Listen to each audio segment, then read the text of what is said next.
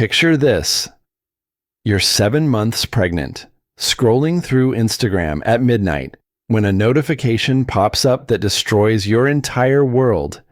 50,000 strangers just watched your husband in bed with his mistress on a live stream that went viral in seconds.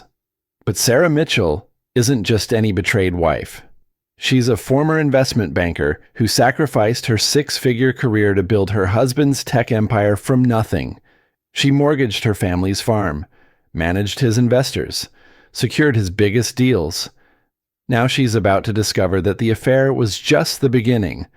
Marcus and his influencer mistress have been systematically stealing millions using Sarah's own legal documents against her. They've set the perfect trap: paint the pregnant wife as mentally unstable while they disappear with $23 million. There's just one problem with their plan.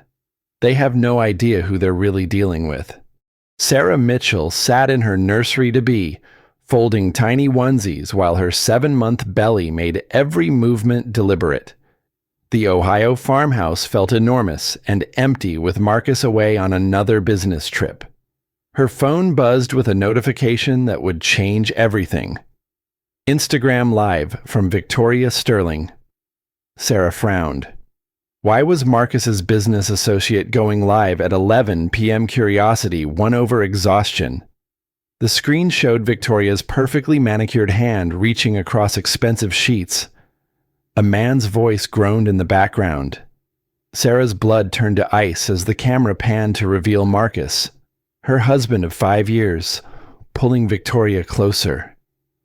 "Baby, turn that off," Marcus mumbled, his wedding ring catching the light. "Oops," Victoria giggled, her voice sultry. 50,000 people just saw your married ass." The stream cut abruptly. Sarah stared at the black screen, her heart hammering against her ribs. 50,000 strangers had witnessed her marriage crumble in real time. Her hands shook as she screenshotted the viewer count before it disappeared. The baby kicked hard, as if sensing her distress.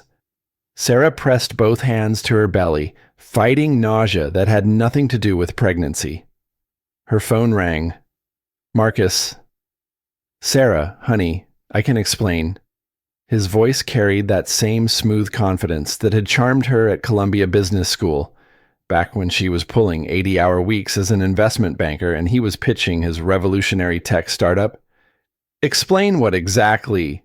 Sarah's voice came out steadier than she felt. "That live stream was Victoria's mistake. We were just discussing the investor presentation and you were in bed with her. Marcus." Silence stretched between them like a chasm.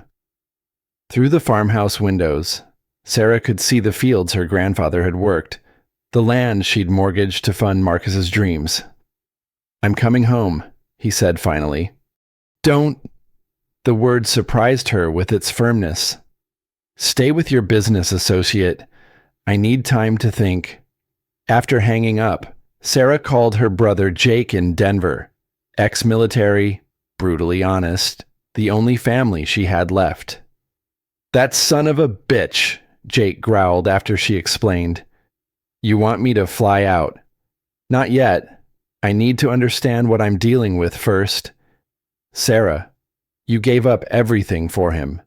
Your job, your independence. Hell, you mortgaged Grandpa's farm." The farm. 200 acres of prime Ohio agricultural land. Her inheritance and her security blanket.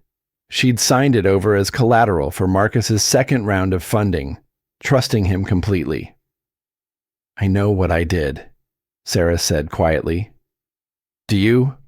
Because from where I sit, you're trapped with a cheating husband and a baby on the way, financially dependent on a man who just humiliated you in front of 50,000 people." Jake's words stung because they were true. She'd left her $150,000 analyst position to support Marcus full-time, managing his calendar, handling investor relations, even doing financial projections.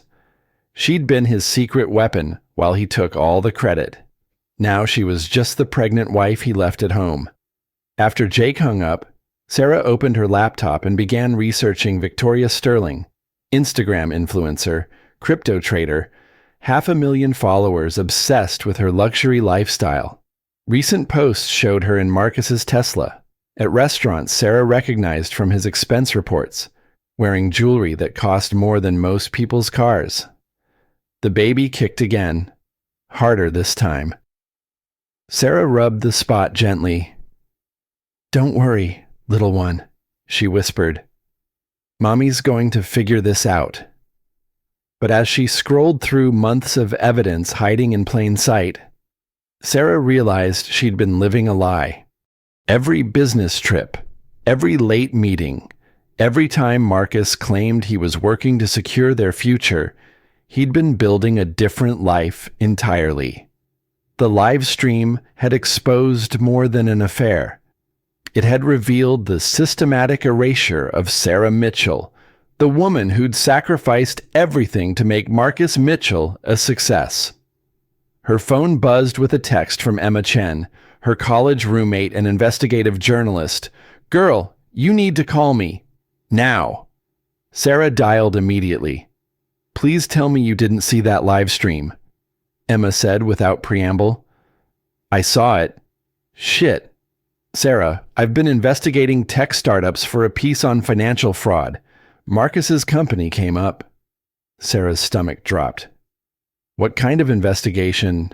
"The kind that involves insider trading, inflated valuations, and money laundering. How much do you know about his actual business operations?" "Everything. I helped build that company from nothing." "Then you need to know that everything you built might be a house of cards, and if it collapses, you could go down with it." Emma's investigation files arrived by encrypted email at 3 a.m. Sarah sat in her kitchen, decaf coffee growing cold as she absorbed the scope of Marcus's deception. TechFlow Solutions, the company she'd helped launch, showed revenue streams that didn't match any clients she remembered securing. Cryptocurrency transactions appeared in accounts she'd never seen.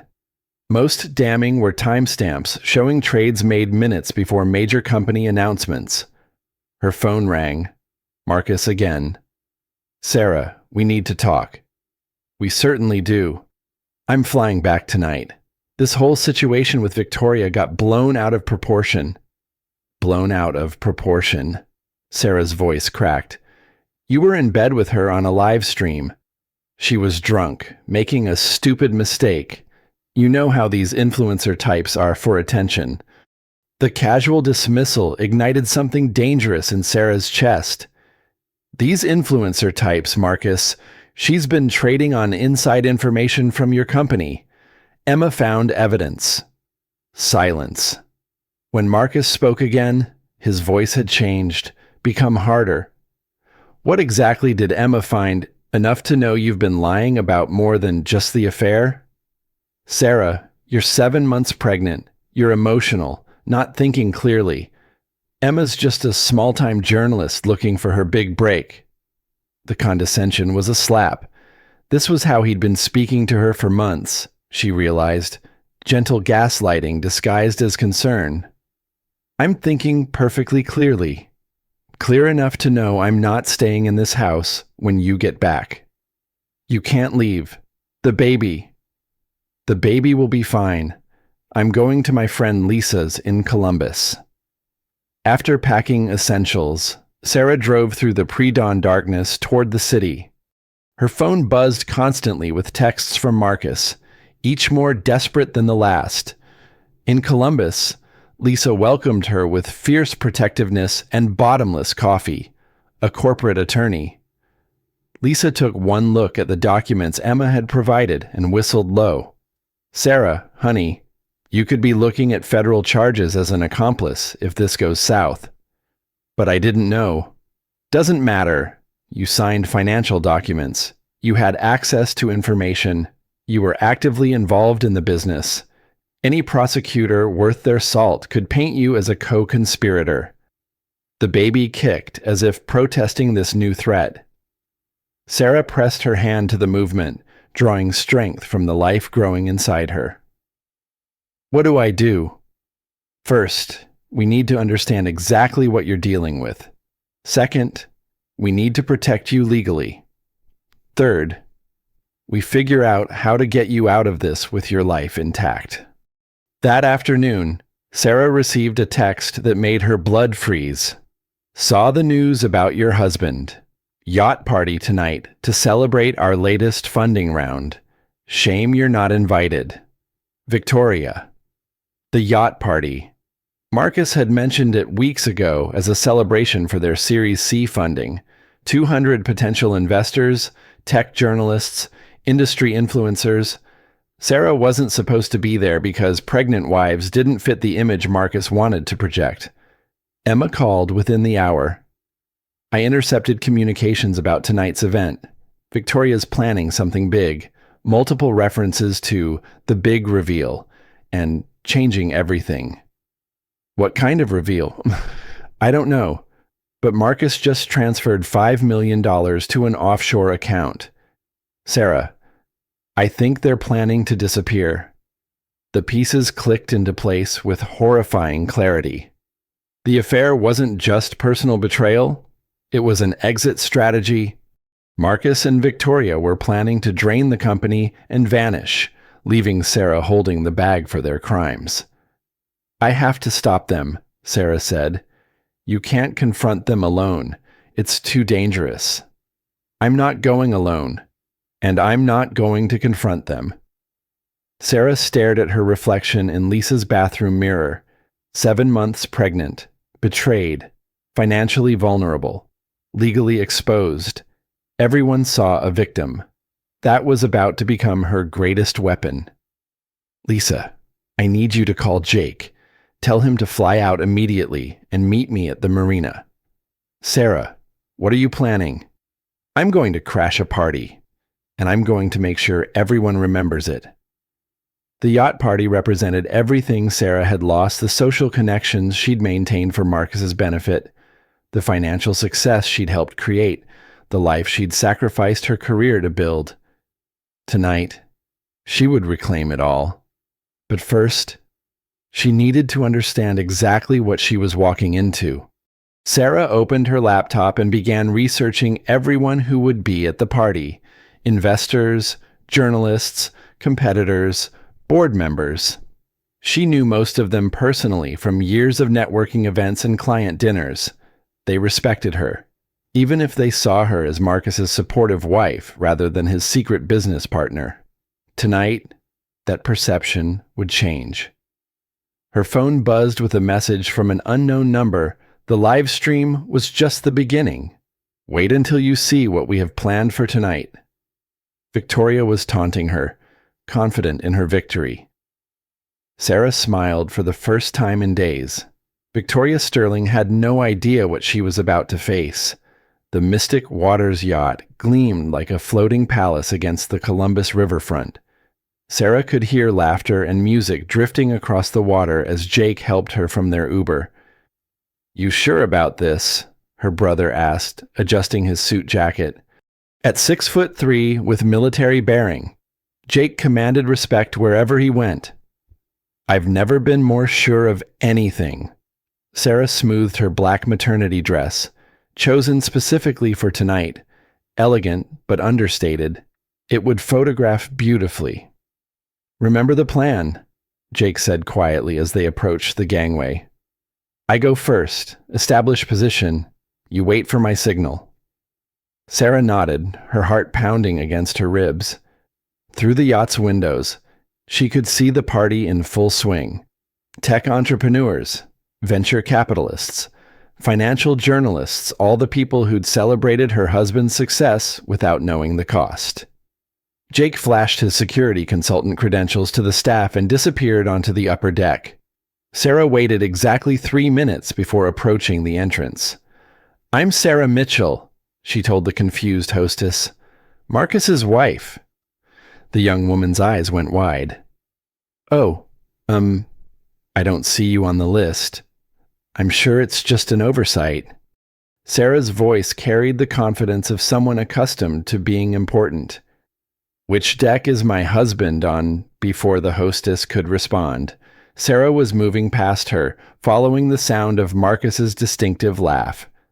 The main deck buzzed with conversation and clinking glasses. Sarah recognized faces from years of networking events, people who'd congratulated her on Marcus's success, who'd asked about her pregnancy with genuine warmth. Their conversations faltered as she appeared. Marcus stood near the bar, his arm around Victoria's waist as they posed for a photographer. Victoria wore a silver dress that hugged every curve, her smile radiant for the cameras. Sarah. Marcus's voice carried across the sudden quiet. What are you doing here? Every head turned. Sarah could feel the weight of their attention, the curiosity mixed with embarrassment for the pregnant wife who'd appeared uninvited at her husband's party. I came to congratulate you on the funding round, Sarah said clearly, her voice carrying to every corner of the deck. After all, we built this company together. Marcus moved toward her, his expression tight. Honey, you're not feeling well. The pregnancy has been difficult. Actually, I'm feeling quite clear-headed. Sarah accepted a sparkling water from a passing waiter, her movements deliberate and calm. Clear enough to understand what's really been happening. Victoria stepped forward, her smile sharp as a blade. Sarah, sweetie, this is a business event. Maybe you should go home and rest. Business event. Sarah's laugh was musical, dangerous. Is that what we're calling this? She turned to address the crowd, many of whom had phones discreetly recording. In the age of social media, scandal spread at light speed. Ladies and gentlemen, I know many of you from the early days of TechFlow Solutions. You've watched Marcus build this company from nothing. She paused, letting her gaze find familiar faces. What you might not know is that I was his partner in every sense of the word. I secured our first 3 major clients. I managed investor relations. I even mortgaged my family's farm to fund our second round. Murmurs rippled through the crowd. This wasn't the narrative they'd been sold. Sarah, stop, Marcus warned, moving closer. You're embarrassing yourself. Am I? She pulled out her phone, swiping to the screenshot she'd taken the night before. Because I think 50,000 people already saw something embarrassing last night when Victoria accidentally live-streamed herself in bed with my husband. Gasps echoed across the deck. Victoria's face went pale beneath her makeup. That was a mistake, Victoria started. Was it? Sarah's voice never rose, never wavered. Because the timestamps on these cryptocurrency trades suggest a pattern of coordination between you two that goes back months. She'd done her homework. Emma's investigation had provided timeline evidence that painted a damning picture. You don't know what you're talking about, Marcus said, but uncertainty flickered in his eyes. Don't I? I know that Victoria Sterling has been trading crypto based on information she could only have gotten from TechFlow's internal systems. I know that $5 million was transferred to an offshore account this afternoon. I know that you've been systematically moving assets in preparation for something. The silence was electric. Sarah could see recognition dawning on several faces, investors and board members who were quickly calculating the implications. Robert Klein, Marcus's business partner and minority shareholder, stepped forward. His expression was stone. Marcus, is this true? Before Marcus could answer, Victoria's phone began buzzing insistently. She glanced at it, and her face went white. It's the SEC, she whispered. The yacht erupted in confusion. Sarah felt a moment of savage satisfaction, but it was short-lived. Marcus grabbed her arm, his grip tight enough to bruise. You have no idea what you've done, he hissed in her ear. You think you're protecting yourself. You just destroyed everything, including yourself. Sarah pulled free, but his words followed her like poison. Around them, guests were already leaving, phones pressed to ears as they called lawyers and accountants. Jake appeared at her side, his presence steadying. "Time to go," he murmured. But as they moved toward the exit, Marcus's voice rang out across the chaos. "Sarah, tell them about the power of attorney." She froze. The power of attorney she'd signed when morning sickness was making it hard to attend meetings. "A temporary measure," Marcus had said, "just to keep business flowing smoothly." "Tell them how you gave me complete legal authority over your assets when the pregnancy made you too unstable to make financial decisions." The implication hit her like a physical blow. If the SEC found criminal wrongdoing, and Marcus had legal authority over her assets, she could be implicated in ways she'd never imagined. Victoria's smile returned, sharp and victorious. "Did you really think we hadn't planned for every contingency?" Sarah's first victory was crumbling before her eyes. The ride back to Lisa's apartment passed in stunned silence. Sarah stared out the window at Columbus's skyline, her mind reeling from Marcus's revelation about the power of attorney. "That document you signed," Lisa said carefully once they were inside her apartment. "Do you remember the exact wording?" Sarah's hands shook as she pulled up the email copy. The legal language was dense, but one phrase jumped out with terrifying clarity: complete authority over all financial decisions during periods of medical incapacity. "They can argue pregnancy complications made you incapacitated," Lisa said grimly.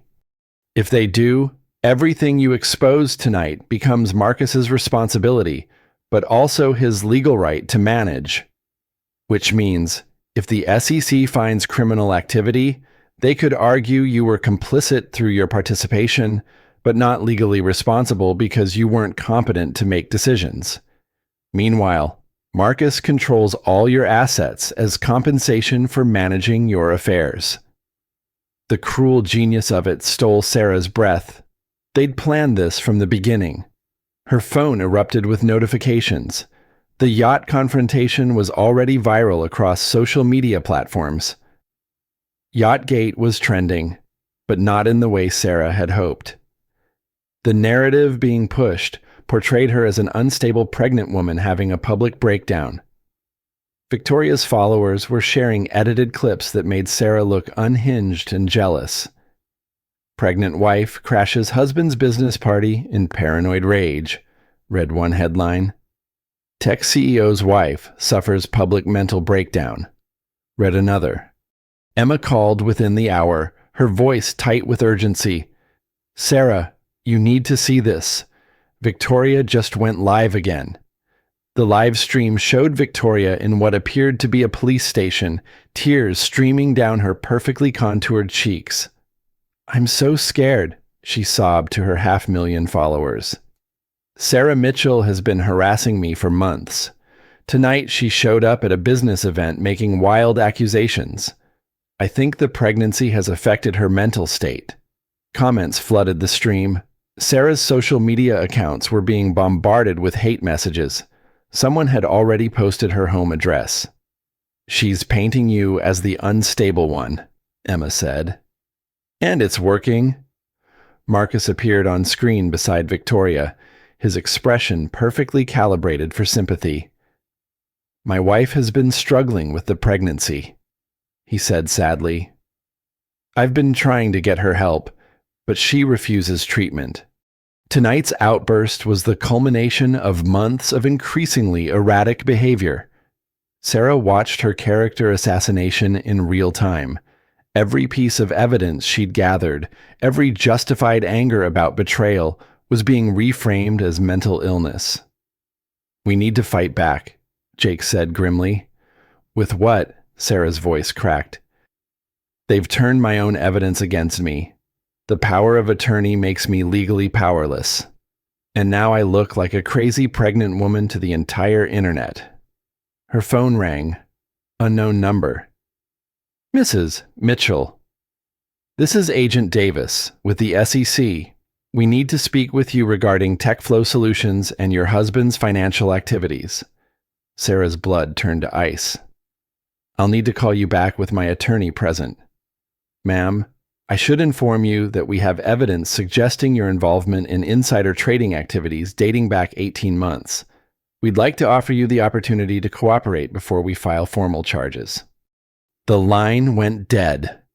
Sarah stared at the phone, feeling the walls close in. They were going to arrest her. Marcus and Victoria had orchestrated everything perfectly, the affair revelation, the power of attorney, even tonight's confrontation to position her as either mentally incompetent or criminally complicit. "Lisa, they're going to charge me." "Not if we move fast." Lisa was already pulling up legal databases on her laptop. "The power of attorney has a loophole. It specifies medical incapacity, but you'd need a medical evaluation to prove competency, which takes time we don't have. Maybe, or maybe we force their hand in a different way." Jake leaned forward. "What are you thinking?" Sarah's pregnancy makes her sympathetic. Marcus and Victoria are painting her as mentally ill, but what if we flip that narrative? How? Lisa's smile was sharp as a scalpel. By making them prove it. In public. In a way that exposes their real plan. Sarah felt the baby kick, as if responding to the tension. She pressed her hand to the movement, drawing strength from the life inside her. "What do you need me to do? Trust me, and be ready to perform the role of your life." Over the next hour, Lisa outlined a plan that was audacious in its simplicity. If Marcus and Victoria wanted to paint Sarah as mentally unstable, they would give them exactly what they expected to see.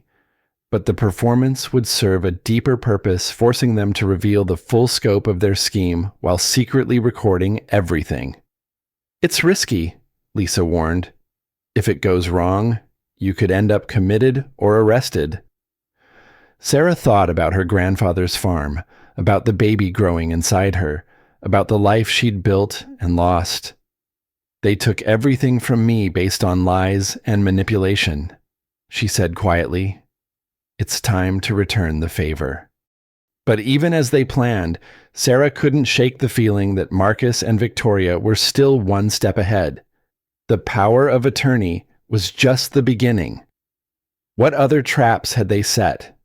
Her phone buzzed with a text from Marcus. "Stop fighting this. Sarah, you can't win. Think about the baby." The threat was clear. This wasn't just about money or companies anymore. It was about who would raise her child. The next morning brought news that shattered Sarah's remaining hope.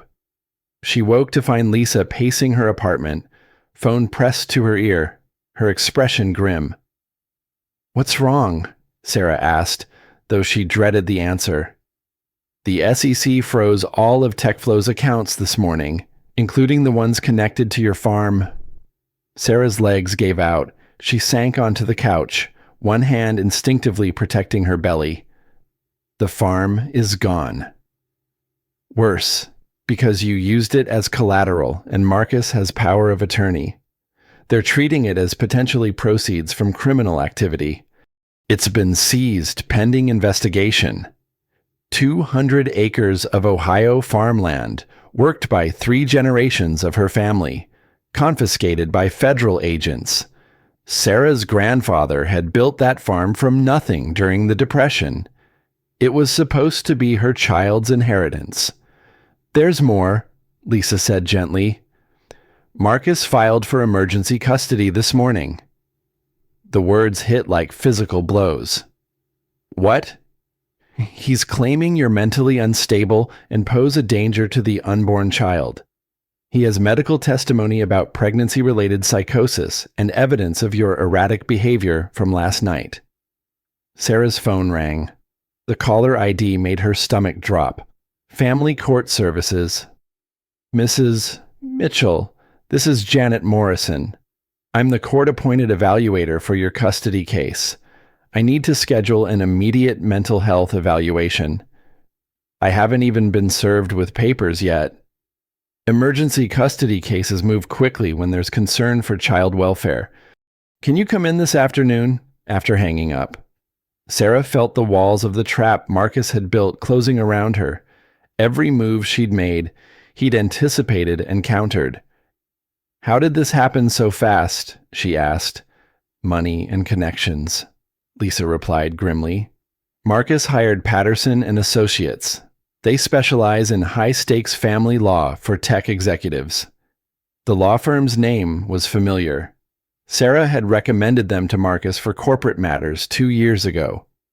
Emma arrived within the hour, her laptop bag heavy with evidence. "I've been digging deeper into TechFlow's finances," she said. "Sarah, you need to see this." The screen showed a complex web of shell companies and cryptocurrency transactions. At the center was an entity called Stellar Holdings, incorporated in the Cayman Islands. "Victoria Sterling isn't just Marcus's mistress and insider trading partner," Emma explained. "She's been systematically moving TechFlow assets to accounts she controls."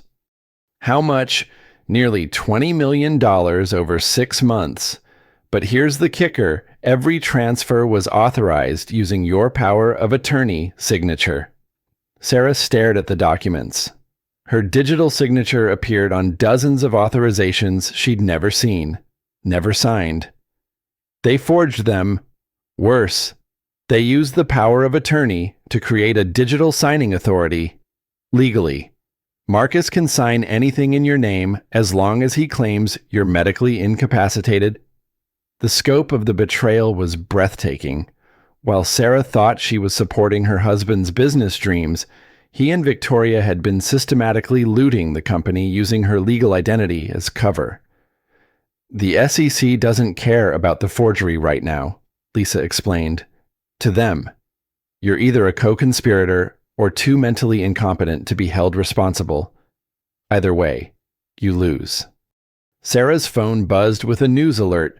TechFlow Solutions CEO Marcus Mitchell announces leave of absence to care for mentally ill wife. The accompanying photo showed Marcus at a press conference, looking haggard and concerned. Victoria stood beside him, playing the role of supportive business partner. "My wife Sarah has been struggling with severe prenatal depression," Marcus told reporters. "Last night's incident at our investor event was a cry for help.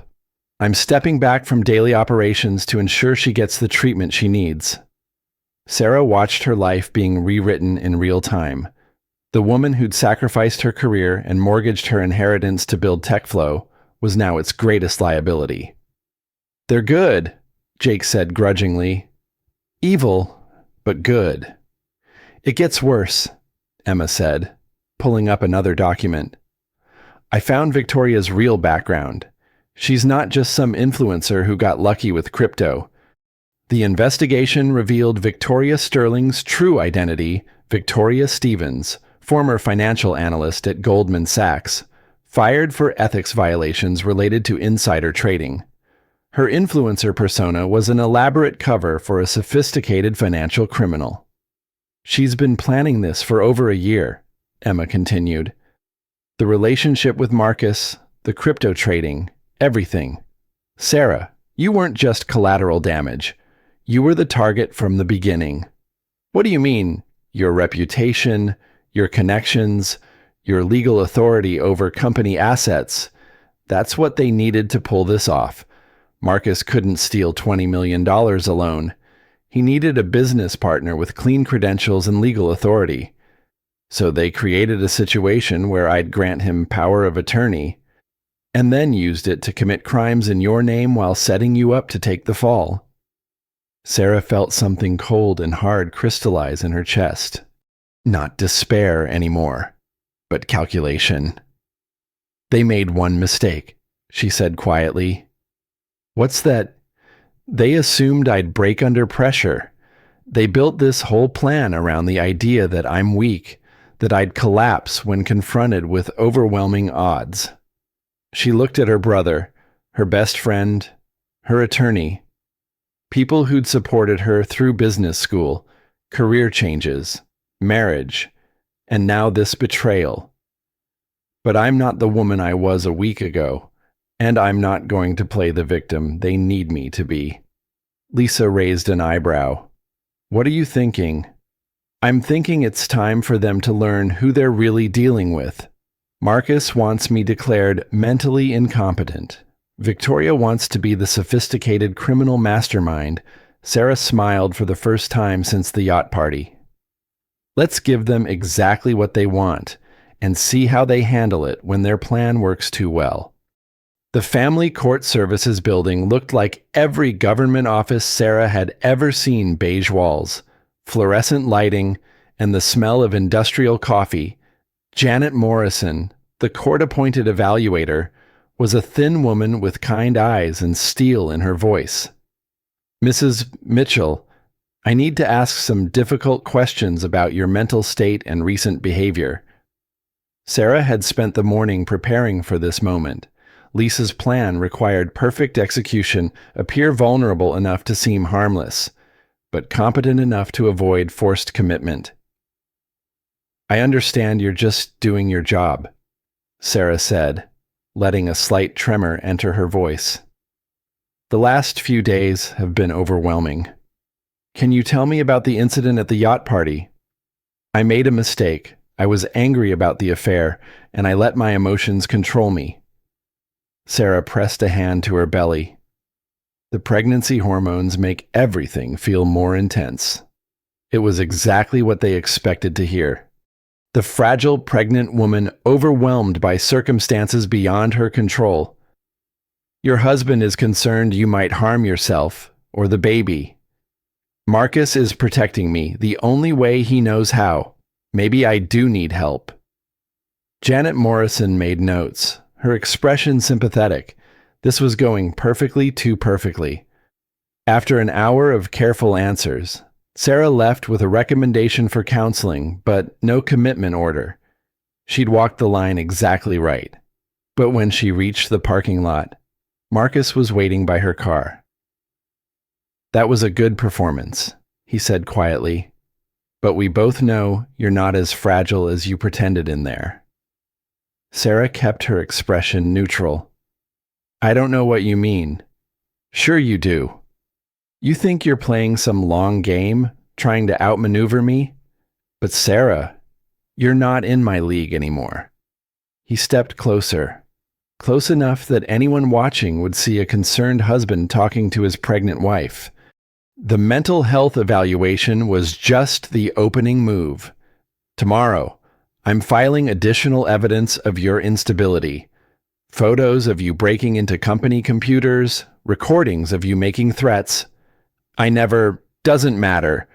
Deepfake technology is remarkable these days, especially when you have Victoria's technical skills backing you up.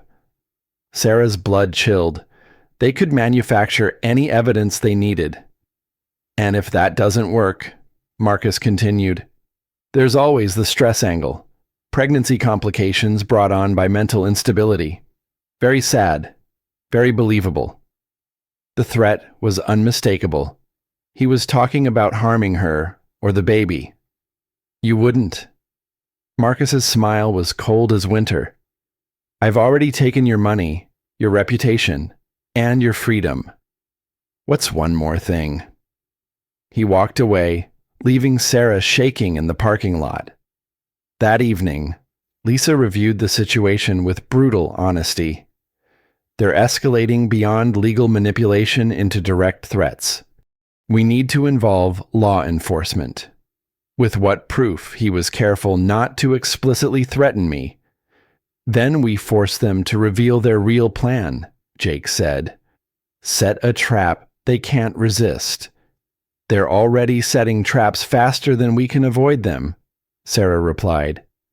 Every move we make, they counter it. Emma looked up from her laptop. Maybe that's the point. Maybe we stop trying to outmaneuver them and start letting them think they've won. Explain.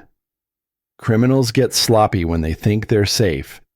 Right now, Marcus and Victoria believe they have you cornered. What if we make them believe they've won completely?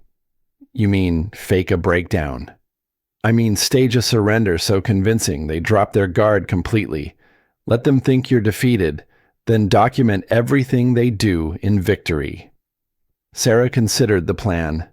It was dangerous if she convinced everyone she was broken. Actually recovering would be nearly impossible. But maybe that was exactly what they needed. How do we do it? Public breakdown, complete and total, something so devastating that even Marcus feels bad for you. Lisa frowned. That's incredibly risky. If you go too far, you might not be able to come back from it. But if I don't go far enough, I lose everything anyway. Sarah thought about her grandfather's farm, about the baby growing inside her, about the life Marcus and Victoria had stolen through lies and manipulation. What would a complete breakdown look like? Emma pulled up Victoria's social media accounts. She's been posting constantly about her difficult situation with the unstable wife, 500,000 followers eating up every detail. So we give them a finale they'll never forget. That night, Sarah lay awake planning her own destruction. Tomorrow, she would become the broken woman Marcus and Victoria needed her to be. But she would also become something they couldn't anticipate, the victim who remembered everything. Her phone buzzed with a message from an unknown number. Tomorrow is going to be very difficult for you. I almost feel sorry for what we have to do. Victoria, taunting her even in defeat. Sarah typed back, "You should feel sorry, but not for the reason you think." She deleted the message before sending it. Tomorrow. Victoria Sterling would learn the difference between playing a victim and actually being one. And then Sarah would show her the difference between being broken and being dangerous. Sarah stood outside the Columbus courthouse, where Marcus was filing additional custody motions. Emma had tipped off 3 local news stations and a dozen social media influencers. Victoria's followers would be watching. The plan was simple in concept, terrifying in execution, and break down so completely that Marcus and Victoria would stop seeing her as a threat. Jake waited in the parking lot, his military training adapted for surveillance. Lisa monitored police scanners from her office. Emma live-streamed from across the street. At exactly noon, Sarah walked up the courthouse steps. She'd chosen her outfit carefully wrinkled maternity clothes. No makeup, hair unwashed. She looked exactly like a woman at the end of her rope. Marcus emerged from the building with Victoria and his attorney. He saw Sarah and his expression shifted to concern perfectly calculated for the cameras. "Sarah, honey, you shouldn't be here," he called out. She ignored him, walking directly to the cluster of reporters who'd gathered. "I need to tell everyone the truth," Sarah said, her voice shaking. The words carried clearly in the quiet afternoon air. "Mrs. Mitchell, are you all right?" asked a reporter from Channel 7. "No, I'm not all right. I'm losing my mind." Sarah let tears flow freely. "My husband says I'm mentally ill, and maybe he's right." Marcus moved toward her, playing his role perfectly. "Sarah, please, let's go home." "Home?" Sarah's laugh was bitter, unhinged. "What home? You took our house. You took my family's farm. You took everything while I was busy being crazy." She turned to the cameras, her expression wild. "Do you want to know what crazy looks like? Crazy is trusting someone who lies to your face every day. Crazy is giving up everything for someone who's stealing from you." "She's having an episode," Marcus told the reporters quietly. "This is exactly what I was trying to prevent." "An episode," Sarah's voice rose to a near shriek. "An episode is catching your husband in bed with his business partner on a live stream." She pulled out her phone, fingers shaking as she navigated to the screenshot she'd saved. 50,000 people watched my marriage end in real time, and you want to call that an episode? Victoria stepped forward, her face a mask of sympathetic concern. "Sarah, sweetie, we're worried about you, about the baby." "The baby?" Sarah pressed both hands to her belly. "You mean the baby whose inheritance you stole? The baby whose college fund is sitting in your cryptocurrency accounts?" "Sarah, stop," Marcus said urgently. "You're not thinking clearly." I'm thinking perfectly clearly. Sarah spun to face him, her movements erratic. Clear enough to know that you've been moving money to offshore accounts. Clear enough to know that Victoria Sterling isn't her real name. She pulled up Emma's research on her phone, waving it at the cameras. Victoria Stevens, fired from Goldman Sachs for insider trading. Did you know that my husband's business partner is a financial criminal? She's paranoid, Victoria said sadly. Making up conspiracies. Conspiracies. Sarah's voice cracked completely. Then explain this. She began reading off financial transactions, account numbers, dates, and amounts. The information was real. Emma had verified every detail, but delivered with such manic intensity that it sounded like the ravings of a madwoman. $20 million moved through shell companies in the Cayman Islands. Cryptocurrency trades made minutes before company announcements. My digital signature on documents I never signed. Sarah, please. Marcus stepped closer, reaching for her phone. You're scaring people. Good. Sarah clutched the phone to her chest. Maybe they should be scared. Maybe everyone should know what these two are really doing. She turned back to the cameras, her face streaked with tears. I gave up everything for him. My career, my inheritance, my independence. I mortgaged my grandfather's farm to fund his dreams. And now they're painting me as crazy for noticing that he's a thief. Mrs. Mitchell, a reporter called out, do you have proof of these allegations? Proof, Sarah laughed hysterically. I have spreadsheets, I have bank records, I have cryptocurrency wallet addresses, but who's going to believe the crazy pregnant lady? She sat down hard on the courthouse steps, her shoulders shaking with sobs. I can't fight them anymore. They have lawyers and money and power. All I have is the truth, and nobody wants to hear it. Marcus knelt beside her, his voice gentle for the cameras. Sarah, honey, let me take you home. We'll get you help. Help. Sarah looked up at him with devastating clarity. You want to help me? Give me back my farm. Give me back my company. Give me back my life. I will, sweetheart. But first, you need treatment. Sarah nodded slowly, the fight seeming to drain out of her. You're right. I need help. I can't think straight anymore. Maybe I am losing my mind. She let Marcus help her to her feet, playing the role of the defeated woman perfectly. But as they walked toward his car, she caught Victoria's eye. For just a moment, Sarah let her mask slip. Let Victoria see the calculating intelligence behind the tears. Victoria's face went pale. The live stream ended with Marcus driving away with his broken wife. Victoria explaining sadly to reporters about mental illness and pregnancy complications. But Sarah's phone, hidden in her purse, had recorded everything, including Victoria's whispered comment to Marcus as they reached the car, Phase 3 can begin tonight. Whatever they had planned next would happen soon. And thanks to her performance, they thought she was too broken to stop them. They were about to learn how wrong they could be. That night, Sarah sat in a hotel room 30 miles from Columbus, reviewing the recordings from her courthouse breakdown. Emma had enhanced the audio to isolate Victoria's whispered words, Phase 3 can begin tonight. They're moving fast, Lisa observed, which means they're scared. Good, Jake said grimly. Scared people make mistakes.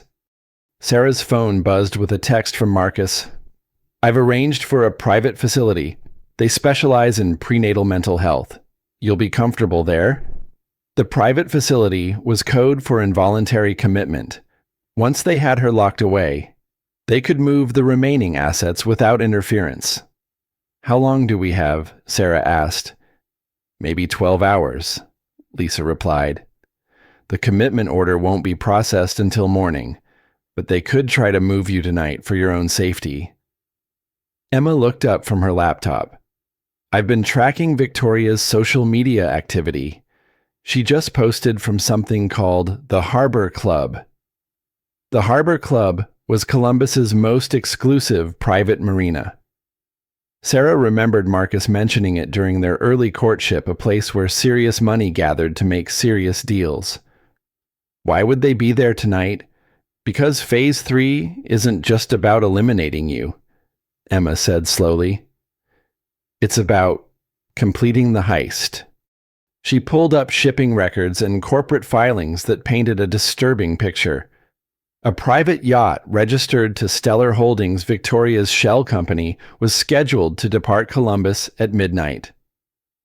They're leaving the country, Sarah realized. Tonight, with every asset they've stolen over the past year, Jake added. The perfect escape plan. Wife safely committed, evidence of mental instability established, and they disappear to a non-extradition country with $20 million. Sarah felt the baby kick urgently, as if sensing the danger. She pressed her hand to the movement, drawing strength from the life inside her. Then we stop them. Tonight. Sarah, you can't, Lisa protested. If you're caught interfering, it proves their mental instability case. And if I don't interfere, they win completely. She stood up, her mind racing through possibilities. Marcus and Victoria had planned for every contingency except one, what happened when their victim refused to stay defeated. Emma, can you get us inside the Harbor Club? Security's tight, but I still have press credentials from the tech beat. Jake, I can get close enough to provide backup if things go wrong. Lisa, I need you to contact the FBI. Not the SEC, they think I'm a co-conspirator, but Agent Rodriguez from Financial Crimes. Tell him you have evidence of a major theft in progress. What evidence? Sarah smiled grimly. The kind they're about to create when they transfer the final assets tonight. The plan was desperate and dangerous. If it failed, Sarah would lose everything: her freedom, her child, her future. But if it succeeded, Marcus and Victoria would find themselves trapped by their own success. At 11 p.m., Emma's press credentials got them into the Harbor Club. The marina was quiet except for the soft lapping of water against expensive hulls. Jake had positioned himself near the parking lot, watching for law enforcement or private security. Lisa was en route with FBI agents who'd agreed to investigate based on the evidence Emma had provided. Sarah and Emma made their way toward the yacht registered to Stellar Holdings. Through the windows, they could see Marcus and Victoria in what appeared to be a celebration. They think they've won, Emma whispered. Let them, Sarah replied. For about 5 more minutes. They crept closer until they could hear the conversation through the yacht's open deck doors. Transfer will complete at midnight, Victoria was saying. $23 million total. The Cayman accounts are already established. And Sarah, Marcus asked. The commitment order processes at 9 a.m. By the time she's legally competent to object, we'll be in international waters. You're sure she can't cause problems from the facility? Victoria laughed. Did you see her today? She's completely broken. Even if she tries to tell someone about the money, who's going to believe the ravings of a woman in a psychiatric hold? Sarah felt cold fury crystallize in her chest. They were so confident in their victory that they were discussing their crimes in detail. Emma held up her phone, recording everything. The beauty of it, Victoria continued, is that we used her own legal authority to steal everything. Every transaction is technically authorized by the power of attorney. Even if someone investigates later, the money trail leads back to her. Perfect, Marcus said. She builds the company, provides the legal cover for the theft, and takes the blame when it's discovered. Meanwhile, we disappear with the proceeds. I almost feel bad for her, Victoria said with mock sympathy. She really believed you loved her. Love, Marcus laughed. She was useful. A business school connection with family money and naive trust. Everything I needed to build TechFlow. And when the baby's born, adoption, I'll be too devastated by my wife's mental illness to raise the child alone. Very tragic. Very profitable. Sarah's hands clenched into fists. They weren't just stealing her money and freedom. They were planning to take her child. Emma touched her arm warningly. FBI agents were moving through the marina, their flashlights creating dancing patterns on the water. It's time, Emma whispered. Sarah stood up, no longer hiding. She walked directly onto the yacht's deck, her phone in her hand, recording. Hello, Marcus, Victoria. They spun around, their celebration freezing mid-gesture. Sarah, Marcus's voice cracked. How did you're supposed to be? Mentally incompetent, safely committed, yes. I heard about your plans. She held up her phone. All of them. Victoria stepped forward, her confidence returning. It doesn't matter what you think you heard. You're not competent to testify. The commitment order will never be processed, Sarah interrupted, because in about 30 seconds, FBI agents are going to arrest both of you for conspiracy, fraud, and theft. As if summoned by her words, flashlights began converging on the yacht from all directions. FBI, nobody move. Marcus and Victoria froze as armed agents swarmed the deck. Sarah looked at the two people who'd systematically destroyed her life, stolen her assets, and planned to take her child. You made one critical mistake, she told them quietly. You assumed I'd stay broken. You assumed that because you could hurt me, you could control me. Agent Rodriguez appeared at her side. Mrs. Mitchell, are you all right? I'm perfect, Sarah said, her voice steady and strong. And I have everything you need to put them away. As Marcus and Victoria were led away in handcuffs, Sarah felt her baby kick one more time. This time, it felt like a celebration. 6 months later, Sarah stood in the boardroom of TechFlow Solutions, now restructured as Mitchell Technologies, addressing the company's rebuilt board of directors. Her son slept peacefully in a carrier beside her chair, oblivious to the empire his mother had reclaimed.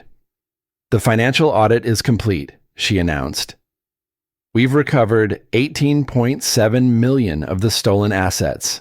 The remaining $4.3 million was spent on legal fees and lifestyle expenses.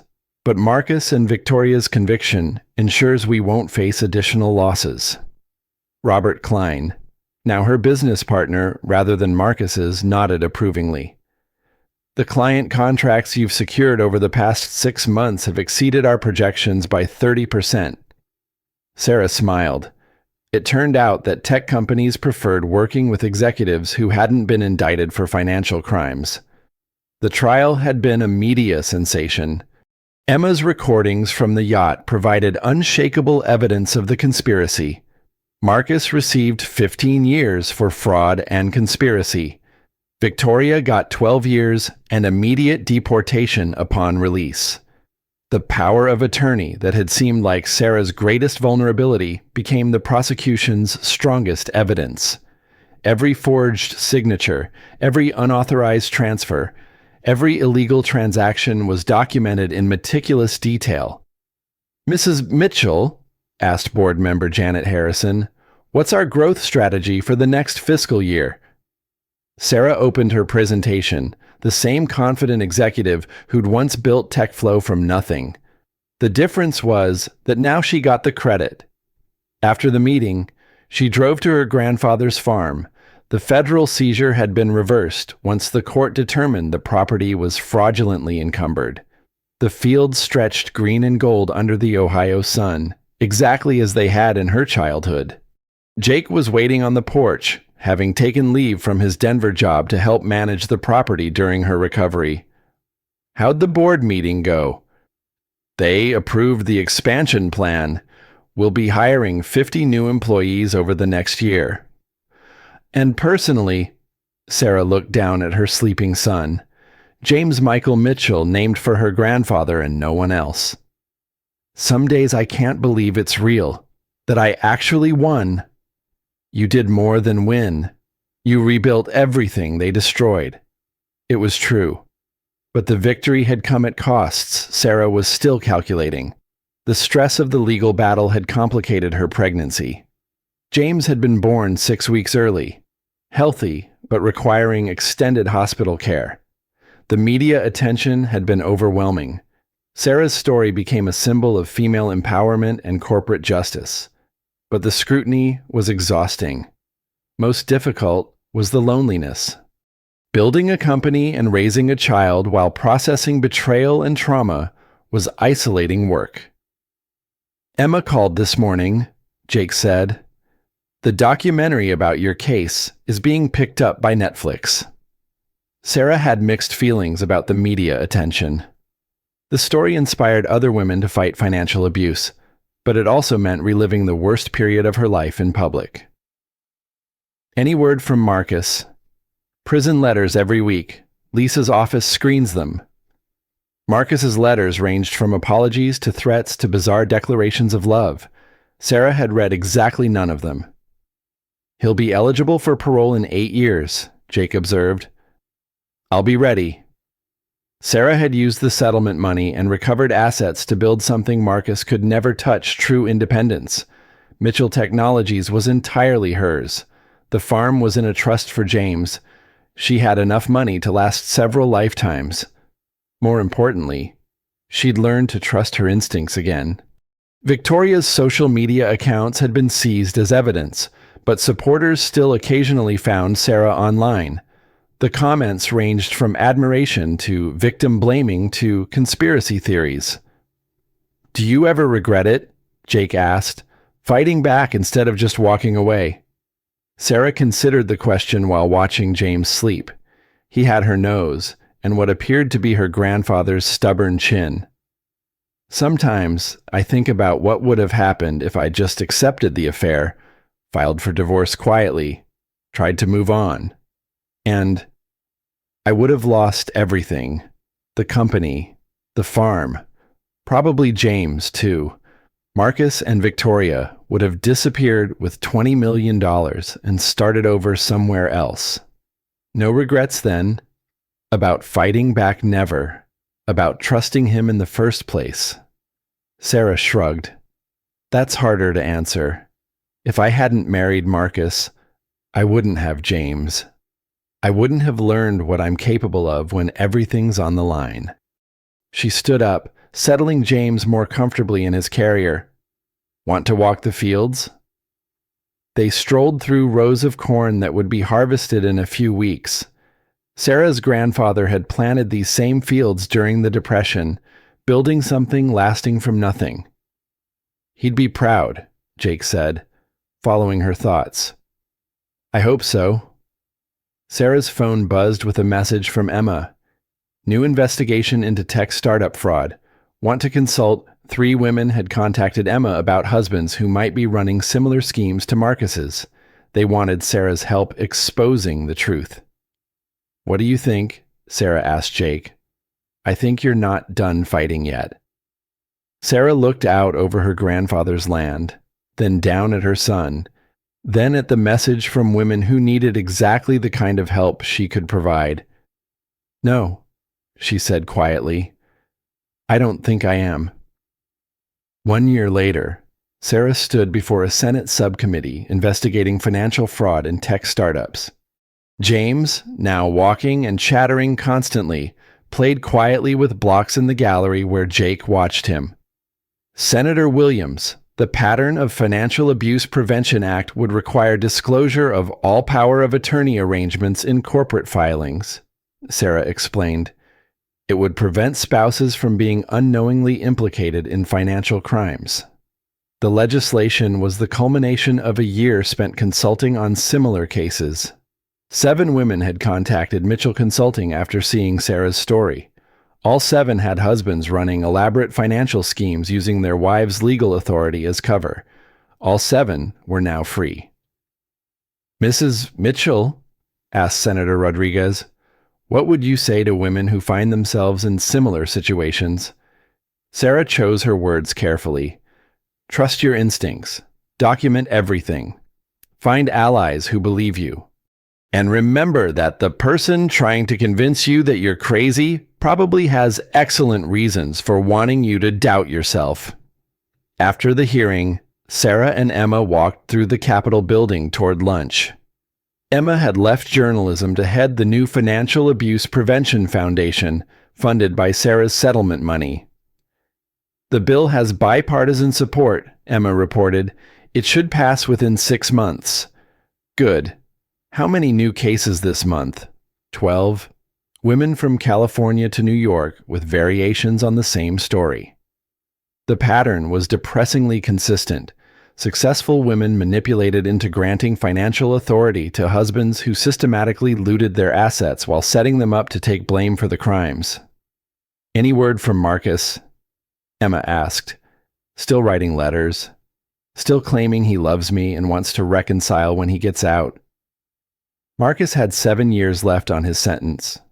Victoria had been deported to the UK, where she faced additional fraud charges. You know he'll try to contact James eventually. Sarah had thought about this extensively. Ohio law gave convicted felons limited parental rights, but those rights weren't zero. I'll handle that when it happens. For now, I'm focused on making sure other women don't go through what we did. They reached the restaurant where Robert Klein was waiting. Business partnerships weren't romantic, but Sarah had learned to value different kinds of relationships. How did the hearing go? Robert asked. Well, the senators understand the scope of the problem. Mitchell Technologies now employed 200 people across 3 states. The company specialized in financial security software, particularly systems designed to prevent the kind of fraud Marcus and Victoria had perpetrated. Speaking of which, Robert said, IBM wants to license our transaction monitoring system. It's a 7-figure deal. Success felt different now than it had during her marriage. Less desperate, more sustainable. Sarah had learned the difference between building something and proving something. After lunch, she returned to her hotel room to find Jake video calling from the farm. Say hi to Mama, he told James, who was now tall enough to reach the laptop keyboard. Mama, come home. Sarah's heart clenched with the familiar guilt of traveling for work while raising a child alone. But she'd learned to recognize the difference between reasonable concern and the manipulation Marcus had used to control her movements. I'll be home tomorrow, baby. Uncle Jake's taking good care of you. After the call ended, Sarah stood at her hotel window looking out over Washington, D.C. Somewhere in this city, legislation was moving forward that would protect women from the specific kind of betrayal she'd endured. It wasn't revenge Marcus and Victoria were already serving their sentences. It was something better: prevention. Her phone buzzed with a text from an unknown number. Mrs. Mitchell, my name is Rebecca Chen. I saw your testimony today. I think my husband is stealing from his company using my signature. I don't know who else to call. Sarah stared at the message, feeling the familiar mix of anger and determination that had carried her through the darkest periods of her own fight. She typed back, "You called the right person? Are you somewhere safe right now?" The response came quickly. "I think so, but I'm scared." "That's normal. Fear means you're paying attention. Tell me what's happening." As Sarah began walking another woman through the first steps of reclaiming her life, she thought about the pregnant woman who'd crashed a yacht party 18 months ago. That woman had been desperate, furious, and terrified. She'd had no idea what she was capable of when everything was on the line. This woman, the one helping Rebecca Chen, testifying before Congress, building companies and raising children and changing laws, was who that desperate woman had always been underneath. It had just taken losing everything to find her. "The first thing you need to know," Sarah told Rebecca, "is that you're not alone. and you're stronger than whoever's trying to convince you otherwise. How do you know? Sarah looked at her reflection in the hotel window. She saw a woman who'd been broken and rebuilt herself, a mother raising a child who would never doubt his worth, an executive who'd turned betrayal into purpose. Because I was where you are, and I'm here now, which means there's a path through this, and we're going to find it together. Outside her window, Washington, D.C. glittered with the lights of power and possibility. Tomorrow she would return to Ohio, to her son and her company and her grandfather's farm. But tonight, she would help another woman take the first steps toward reclaiming her life. It was, Sarah thought, exactly what the pregnant woman who crashed that yacht party would have wanted. Sarah's story proves that sometimes the most dangerous person in the room is the one everyone underestimates. If this tale of betrayal, revenge, and ultimate justice kept you on the edge of your seat, smash that like button and let me know in the comments what would you have done in Sarah's situation. Share this with someone who needs to hear that they're stronger than they think, and subscribe for more stories about ordinary people doing extraordinary things when their backs are against the wall. Trust me, you won't want to miss what's coming next.